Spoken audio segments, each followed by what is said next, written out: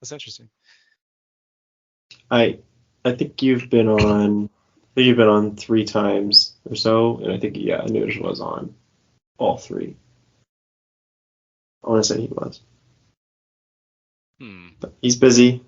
He's abroad. He won't reveal that publicly. But now it's on I the see. podcast. Well, we just get to spoil everything for everybody. Anuj is in Germany training for something very special. Very special.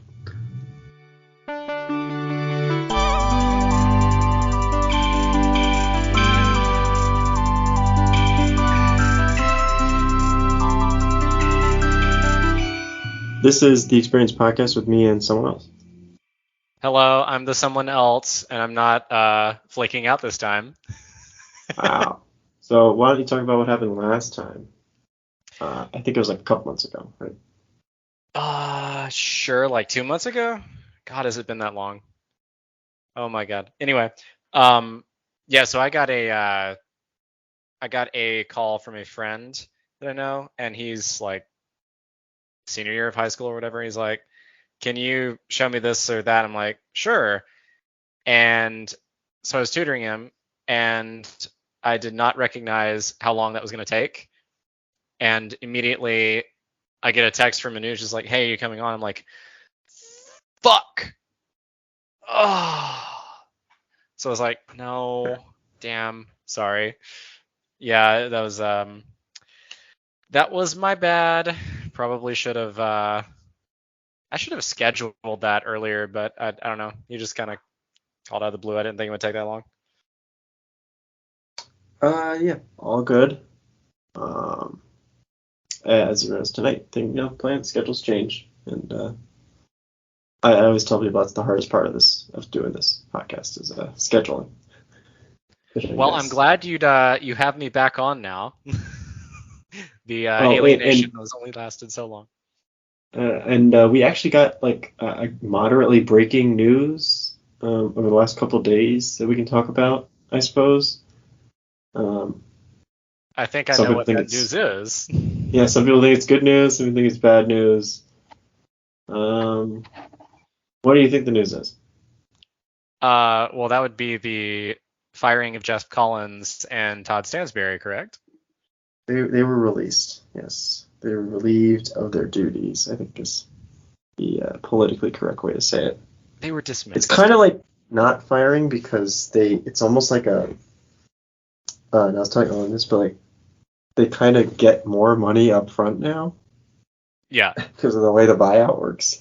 Yeah. Like it's almost good for them to. Yeah, you get paid millions of dollars to suck at your job. they want you to not work for you, so they want you to not work for them so badly that they'll pay you to not work for them. Here's the most generous severance package you could possibly imagine. Yeah. So what do you think about if you want to do them individually or they kind of ended up being tied together over the last couple of years? Yeah, that was weird to watch because after I graduated, I wasn't quite in the know as much as I was when I was there, so I was only following as an outsider, and it really seemed like last year, certainly, the COVID year was probably excusable because COVID, but after 2021, it was like, okay, this is not going to work out. I don't think Collins is the guy, so they're probably going to let him go at the end of last year, and then they didn't. It was like, okay, that is a choice for sure. And then I read into it, it's like he had like a 6 or a 7 year contract or some shit. I'm like, yeah, didn't we stop? 7 year. 7 year, even worse. I was like, my first thought was, didn't we stop doing that after the old basketball coach? I'm blanking on the name now, but the guy before Pastner, I've totally forgotten his name. Was apparently not. I was like, huh. And so immediately I was thinking, well, I imagine Stansberry had something to do with that because he seemed really big on Jeff Collins for some reason. And my question there was, okay, well, you realize this is a sinking ship, right? Like you end the season getting like, what was it, like 100-0 in 2 games? in terms of the score differential or something like that. That was very clearly a fireable kind of offense. And so instead they kept, Stansbury kept him around and was like, okay, I get why people want Stansbury fired now, is because he stuck his neck out for Collins for some reason, and this was the inevitable result when results were gonna not be forthcoming. Yeah, it was one of those situations where if it's kind of like if you at the end of the 2021 season, for I don't know if we mentioned this, we're talking about Georgia Tech football head coach and athletic director, or non-Georgia Tech listeners, I suppose. But yeah, it was one of those situations at the end of the 2021 season where it's if you have any doubts about the head coach, it's probably time to move on, right? Like you shouldn't need a prove it year. Like you've already probably seen enough. It had been 3 years, and if you want to give a small excuse for the 2020 year, I mean, okay, every team was dealing with the same circumstances, right? So it's a bit of a wash, but and I think one of the biggest problems, like you mentioned, just getting blown out, but also just like they can lose games, but there needs to be Progress. Tangible and visible progress. It can't just be Collins saying, no, you guys can't see. There is progress. You can't see it, but it's there. It's like that's the famous line for coaches about to get fired, right? That's what they all say. It's like you can't see it. It's there. And yeah, getting blown out and just not being competitive in these games and like the sloppy mistakes, like the punt block, or the block punts that you see, the pre-start penalties, like that's all coaching. Yep. Yeah, it very much seemed like, I mean, even in 2019, when I was seeing the new offense, you could see that, okay, this is going to be a transition period, sure, but there's some red flags about this coaching staff. This offense seems like they have maybe 10 plays, and they have the same script every game, like run, pass, punt, or run, punt. And there's very little creativity. There's and the other thing on the other side of the ball, Collins is this defensive guy, or supposedly, because he's had a history as a reasonable defensive coordinator with, let's say, Florida. He had a decent defense at Temple. And then he comes in, and the defense actually regresses way the fuck downward.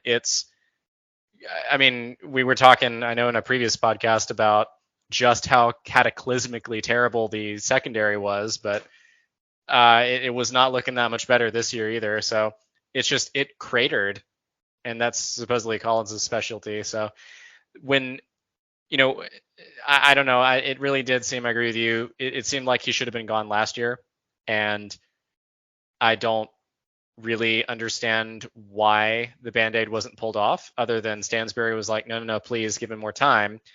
And I think at some point recently, you get blanked by Ole Miss, and I think that was like, okay, that was the moment where the boosters were, okay, this is it, we're done, we're pressing the abort button, we are terminating the simulation. I don't know, like what did you need to see? Like they only gave it a few games anyway. Like like what else did they need to see this year? So I wonder if there's some behind the scenes politics going, and obviously there is, right? Because this is a lot of money. This is a Southern football. Yeah, there's the elephant in the room is the size of the buyout, which dropped, I think, by like $5 million if they waited till the end of the season.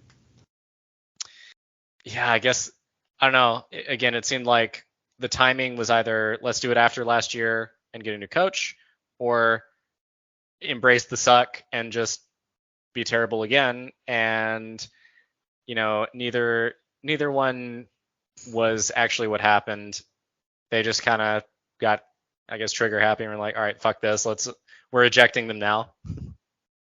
Yeah, I mean, it's fine, right? Like I don't know, I don't know where the buyout money comes from, but yeah, I mean, I guess wasn't there a thing that some boosters raised money, or some alumni raised money for the buyout? Was that a thing? Is that fake news? No. Honestly, I have no idea.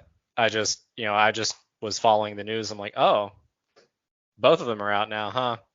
And I guess that leads me to Stansbury too, because I had kind of understood, following from the outside, that there was a dissatisfaction there because while the other, like a lot of the other programs at Tech, baseball, women's volleyball, basketball, both basketball teams have had some degree of success, varying degrees of success in the past couple of years.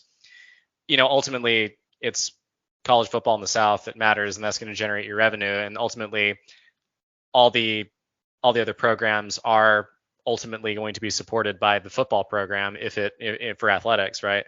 So when football wasn't producing, I knew that Stansbury would be on the hot seat.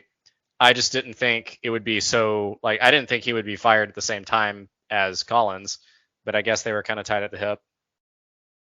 Yeah, I guess it's a clean slate. I know, so from what I understand, Stansbury hired another, executive to handle the women's sports.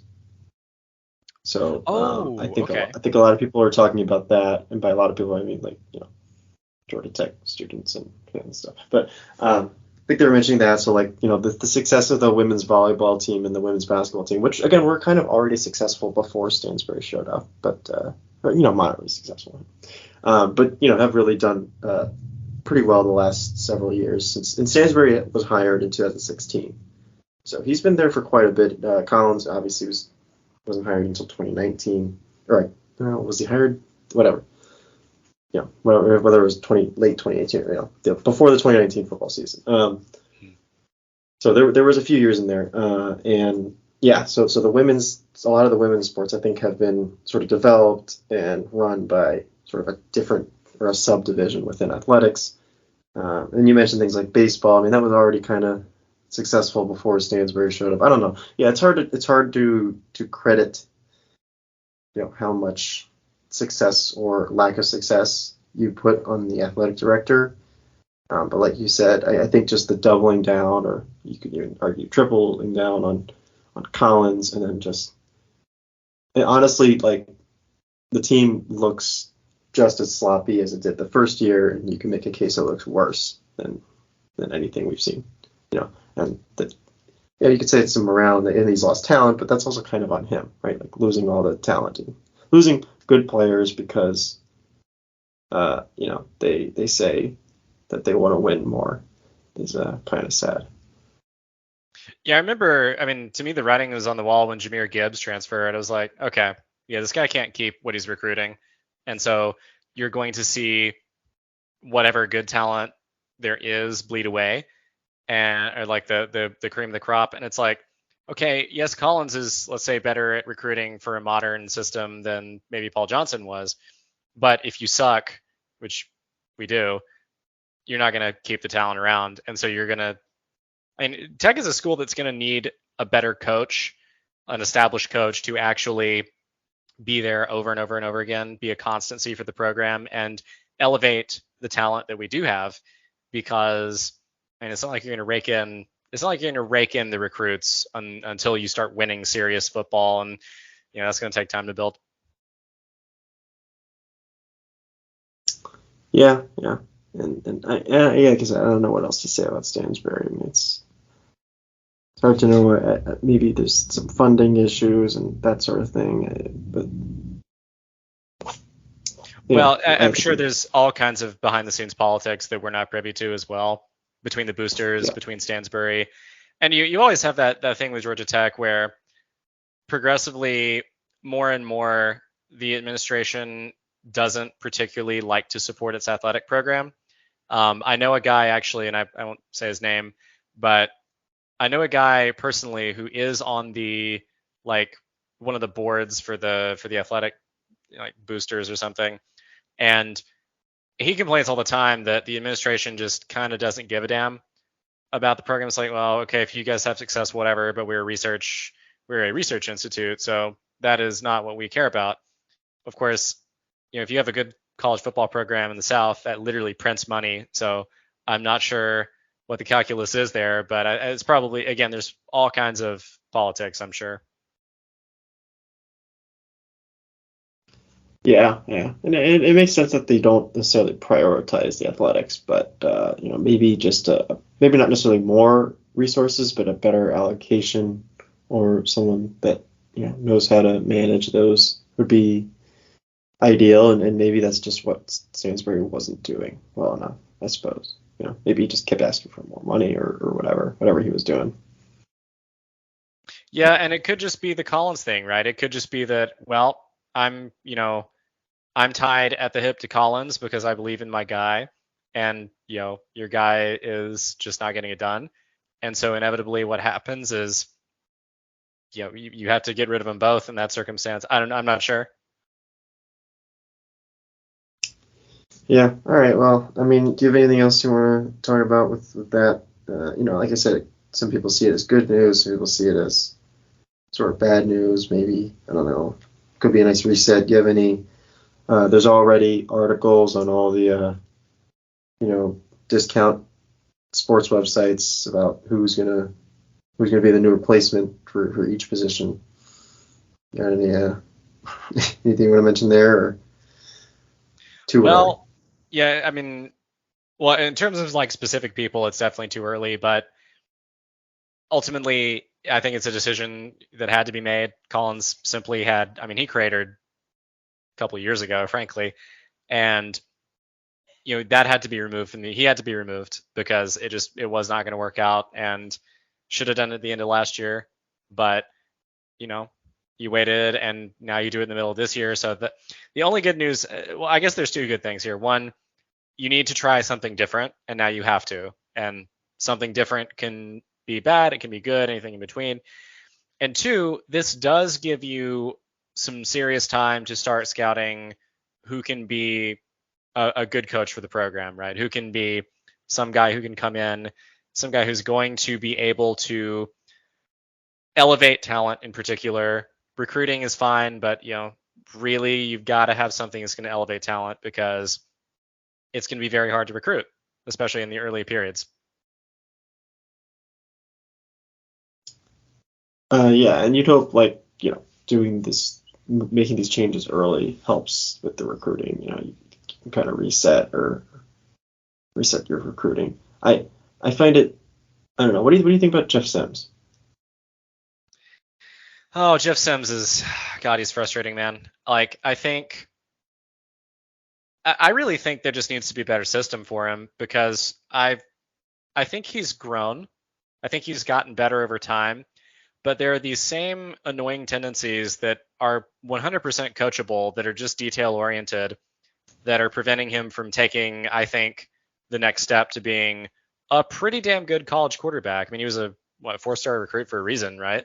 So I really want to see him get a shot with one, like a serious offensive staff that knows what they're doing. It's like, hey, all right, here's how you actually unfuck your footwork. Here's how you are, have these plays, and then of course then you can lean on his athleticism as well. Like, I just think, as frustrating as his tenure here has been, I guess I still believe in the talent. I think there's just more there that a better staff could unlock.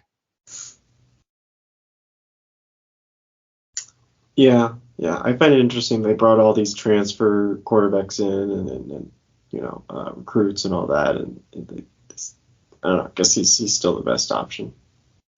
He probably is from a long-term perspective, and they want him. It's kind of like a maybe a sunk cost fallacy thing where Collins wants him to succeed, right? But it just so it didn't work out. It could be like that, and perhaps he's just perhaps he's just a guy who's not going to develop, and that's fine.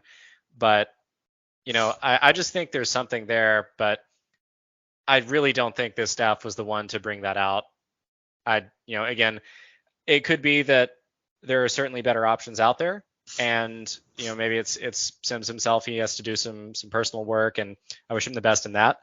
But I don't know. It's just really hard to succeed in this Tech offense the past couple of years, which has only moderately gotten better and has still not been able to score. So it's just hard to divorce any kind of specific player blame from how bad the coaching has been.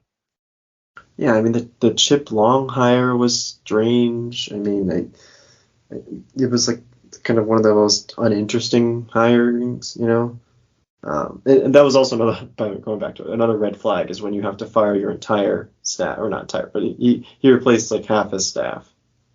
Collins did, and that's also not a good. It's a bit of a red flag for you have the right coach. If the coach is saying, no, it was everyone else's fault. It wasn't mine. It's because I had to replace these 5 people. But no. I know some of them left because they got paid more somewhere else, but still.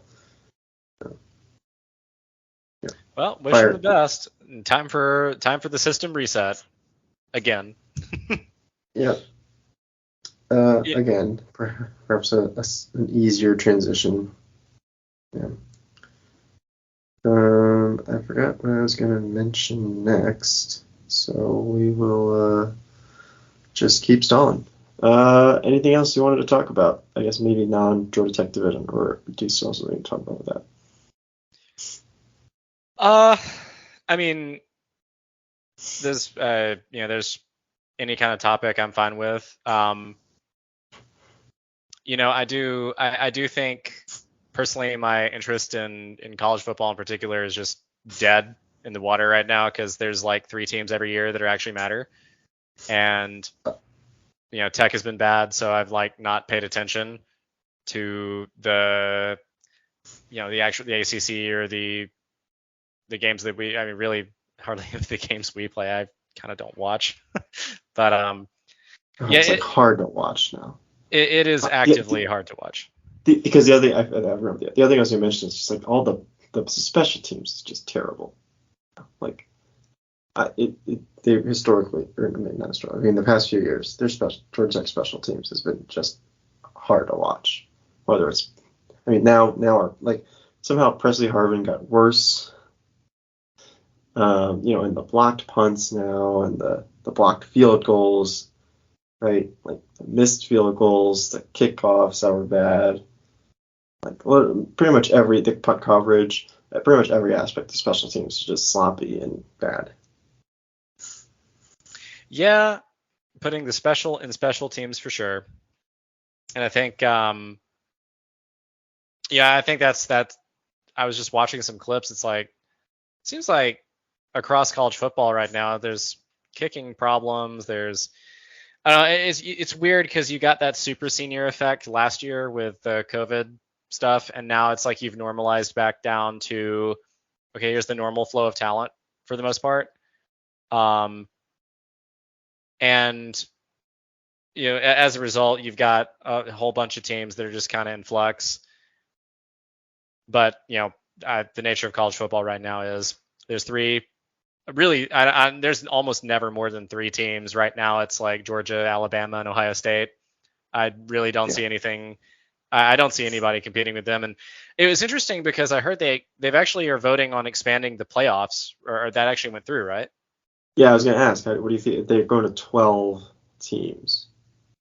Honestly, I think it's too little too late because it really doesn't matter. And and it's a little cynical, but it's great for the positive is it's great for the programs who can make it in to make it in, right? Because there'll be that prestige, you'll get more money, you get more recruits. That's 100% positive for any kind of person who wins, or a team that wins their conference. It allows for the elevation of better, of like a Pitt team like Pittsburgh last year, right? Which they were never going to make the college football playoff, but under the old structure, but they won the ACC, so there you go. They would be in and at least have a chance. But in terms of actually winning the Natty, I mean, you're going to get matched up with the Alabamas and the Georgias of the world, and you're going to job to them and get blown off get blown out. And I don't know, that's I don't know if it's going to be quite the media success that the playoff committee wants, because you're going to have those. I mean, even under the old structure, right? You had 4 teams, and every single year I can remember, like the semifinals were usually 2 just absolute blowouts. They were never even remotely competitive. Usually, or at least one of them was a blowout. Yeah. Yeah. It's definitely no NFL playoffs. I see both sides of this, right? Where it's like, you get to, like you said, elevate sort of lesser known teams and you allow them to compete and maybe get more eyes on them, funding, all that. And then, the other side is like, well, you're diluting the playoffs. I mean, that seems like a weird complaint because, like, your complaint is that there's more football, or your complaint is the football is not as good, but then you don't have to watch it. Like no one's making you watch those games. Oh, for sure. Take the weekend off. Go fishing. Like, you can come back the next weekend when there's better games. Like, right? It's free now. Like, you don't have to watch it. So, But again, like I said, maybe it's it's not the games aren't as competitive. It's not as interesting. But again, you don't have to watch it. Just wait for that. But yeah, like you said, this year, I mean, right now on that like 10 to 12 range, you have NC State, Penn State, and Utah, and probably none of them have a great shot at beating any of the super teams you mentioned in the playoffs. So. Yeah, I mean, it would be fun seeing the matchups between those, that next tier of team, Utah or one of these, maybe a Tennessee makes it in one of these days, probably not. These teams and maybe like the annual G5 school that overachieves and, is like the Cincinnati of last year or something like that. And having a match between those kind of fairly or reasonably close in talent or whatever programs is pretty good. And I think that could generate some nice attention. But yeah, I mean, everyone knows it's just going to be one of the 3 mega teams every year. And one of the other ones in the Natty. But what I will say is, I don't know, the 12 playoff team thing is interesting because I assumed it would be 8. I assumed they would try at 8 or they would try at 6. You would have but that was before the major conference realignment, which I haven't followed the conference realignment down to a T, but it's kind of weird. Because half, I don't know if is the Big 12 just dead? Like, does that exist anymore after this? Well, yeah, because it's taking all the AAC teams. Oh, right? yeah, that's right. They're okay. Cincinnati and the other teams that I can't think of right now. Yeah, but okay, so 3 or 4 basically we're the giant pot and someone has got a giant stick and it's just getting stirred up in a way that hasn't happened in 30 years. And I'm almost more interested in that because I don't know, the quality of the product I can't imagine is going to improve because you just add the best G5 teams to what was already a conference that I don't take the Big 12 seriously. Does anybody? I don't know. And then there's the Pac-12 and they're resetting. All the conferences except maybe the ACC are resetting. Although the ACC, I think they did away with divisions, right? So a lot of flux right now. And I guess it makes sense that they're doing a 12, a 12 number when you've got that much chaos, that much reorganization in the college football landscape. But I don't know. It just doesn't seem like why 12? Do you have any? What are your thoughts on that? Because I don't know. It felt bizarre. I have no specific insight. I can try to quickly Google it. It's not necessary, but I was just thinking.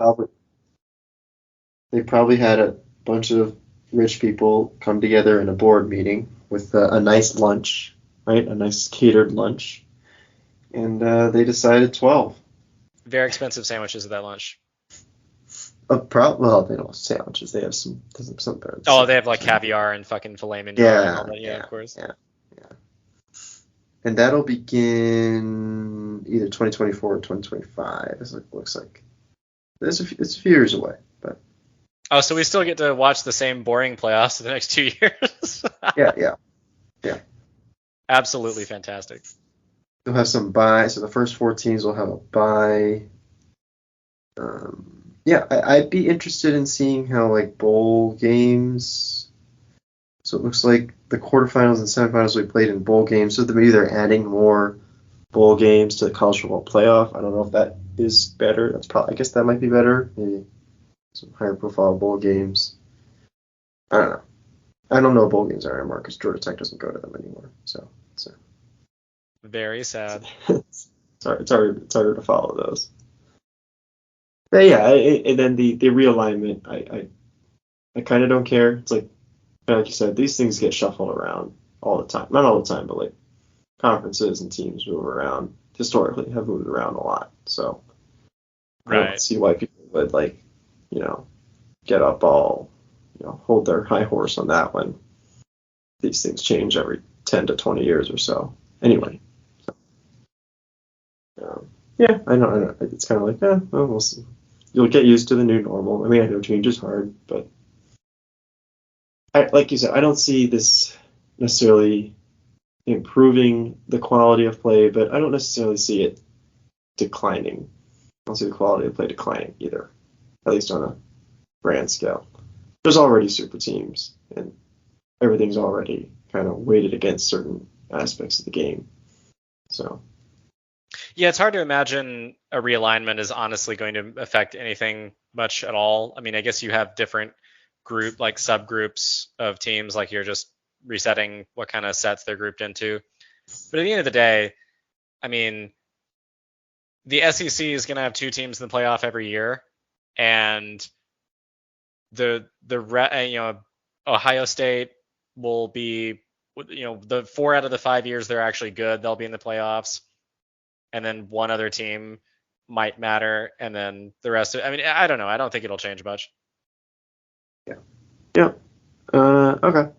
I think we're good there. We can end the podcast here. I don't think we're going to get another surprise guest soon. So.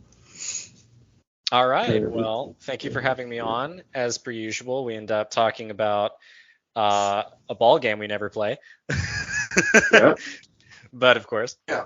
But like I said, we have breaking news. So that was and this comes out tomorrow. So this will be fresh on people's minds if they care. If they don't care, then if you guys don't care about that topic, just let us know and we won't talk about that again. Well, it's kind of depressing. Well, depressing looking back on it and how much of a blunder it turned out to be. I just wish we moved on quicker.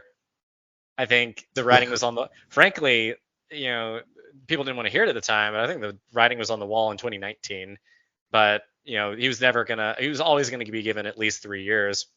I just think that when you sign a coach to a 6 or 7 year contract in this case, that is ridiculous. Like, I don't know what. Was he? Yeah, were other schools trying to was he negotiating with other schools? Is that why? Right. Well, I guess the thought is if he turns out to be any good, like seriously good, when one of the Blue Bloods fires their coach inevitably, let's say Texas gets tired of Steve Sarkisian, and that guy, insert coach here at Georgia Tech, maybe Jeff Collins in an alternate timeline is an incredible coach. Let's poach him, right? We'll just pay him a shit ton of money and he'll, break his contract with Tech or whatever, easy. So the idea is, well, let's have him under contract for longer so that he is less inclined to move elsewhere. The problem is, number one, if he sucks, you're screwed because you're anchored to him for many, many years. Second of all, if he's good enough to be eyed by Blue Bloods, he's going to go there anyway, right?